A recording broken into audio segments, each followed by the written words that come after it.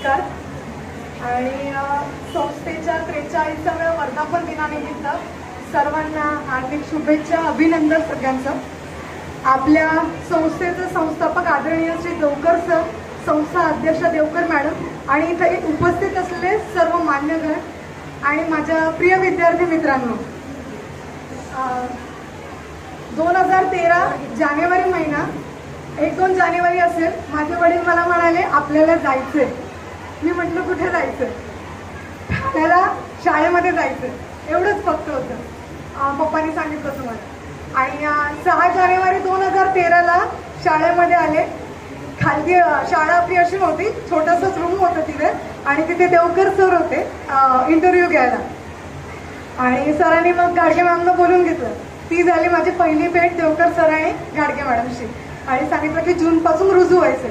त्या 2006च्या 2013 6 जूनपासून ते 30 एप्रिल 2024 पर्यंत जी काही शिक्षक म्हणून, मुख्याध्यापक म्हणून जी काही मी घडत गेले ती त्या फक्त हे दोघं आणि घाडगे सर आणि गाडगे मॅडम.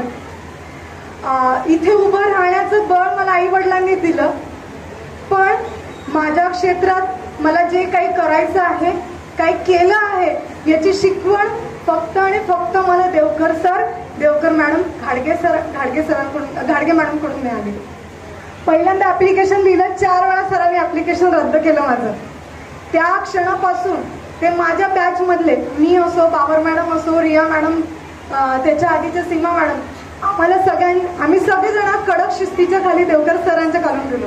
आणि जे काही शिकवलं ते त्याच्यानंतर आम्हाला गाडगे मॅडम आणि गाडगे सरांनी शिकवलं.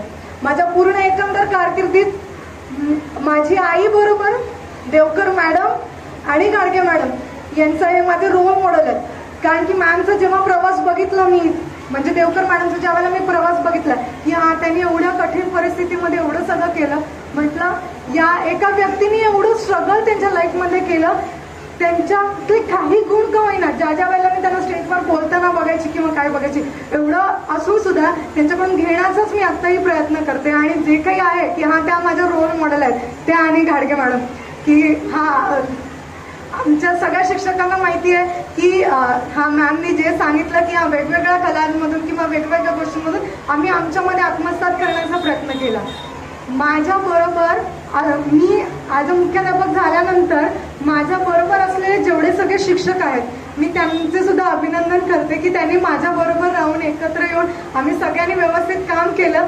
आणि जे काही 10-12 वर्षांमध्ये आम्ही जे काही केलं ते दिसतं आता की शाळेचा निकाल म्हणा किंवा या गोष्टी म्हणा. पण तरी सुद्धा माझ्या शारीरिक गोष्टींमुळे मला इथून रजा घ्यावी लागली. त्याची खूप खंत आहे मला की नाही होऊ शकत पुढे कंटिन्यू. पण थँक्यू सर आणि मॅमना दोघांनाही, आणि Devkar sir, Devkar madam, Gadge sir, Gadge ma'am यांना. आणि मी विद्यार्थ्यांना एकच सांगू इच्छिते, कष्ट कष्ट आणि कष्ट, कष्टाला पर्याय नाही आहे.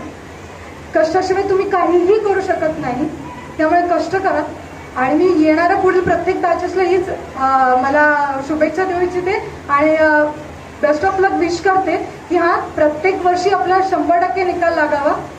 आणि आपल्या आई वडिलांचं, गुरुजनांचं नेहमी ऐकत राहायचं, कारण की तेच तुम्हाला योग्य मार्ग दाखवतात आणि तेच तुमचं म्हणजे जीवन घडवू शकतात. हेच मी सांगू इच्छिते.